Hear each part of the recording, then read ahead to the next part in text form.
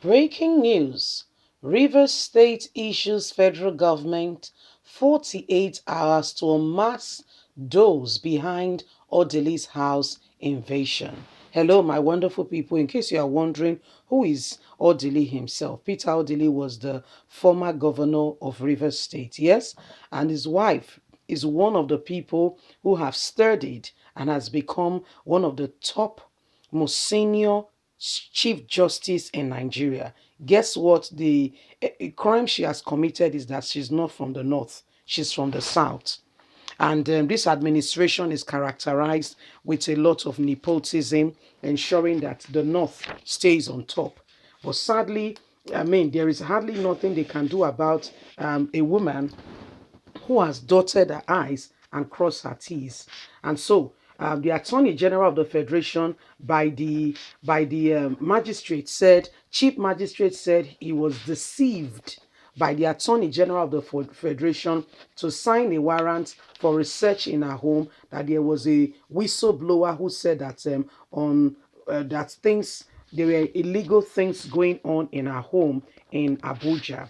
Anyway, when he realized, according to him, that the Attorney General of the Federation deceived him, that there was nothing of such, he cancelled the warrant. However, those that have been sent by Malami to go and invade the house went there and still invade it. While Nigerians were shouting and saying this is becoming a pattern, Malami quickly issued a statement saying he did not do it. But Chief Magistrate is saying you sent him to sign it. Anyway, Rivers State has released a 48 hours ultimatum to the federal government to unmask the people. Because do you know what is happening now? It was in May. Please don't forget to give us a thumbs up, subscribe if this is your first time. Everybody denying their involvement in this. The Rivers State government and leaders of the state has given the federal government a 48 hours ultimatum to unmask those behind the invasion of the Abuja resident of the former Governor Peter Odili's wife, Justice Mary Odili of the Supreme Court.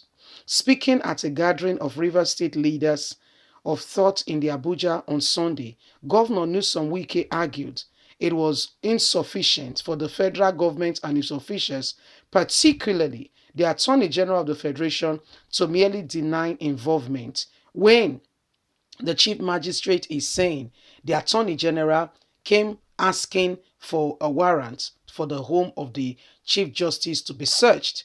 And now he's just denying and saying he's not involved. How does that solve the issue? He contained that as a responsible government, it ought not to have taken 24 hours for the federal government to tell Nigerians what exactly happened, since the name of the police officers, the supposed whistleblower, the chief magistrate, and other key players in the sad episode were already in the public domain. Wike, who described the incidents as an attempt on the life of an ex-governor's wife and other members of her family, warned that his state and his people would hold the federal government responsible should anything happen to any member of the family. Also at the gathering were Rivers State members of the National Assembly, National Assembly Member Board, the local government chairman, among others.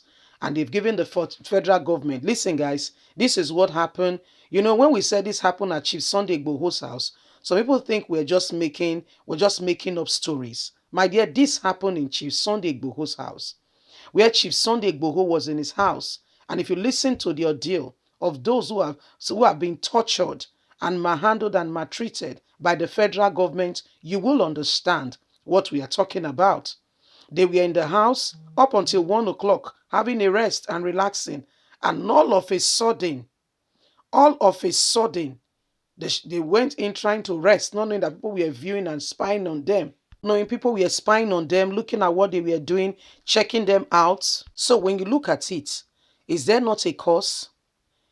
This is how they were watching Chief Sunday Igboho, watching them quietly. You know, they were going about go out, come in, do their thing. People were in the house having discussions. Chief Sunday Igboho's uncle came, invited his uncle to come because he has a large heart, you see.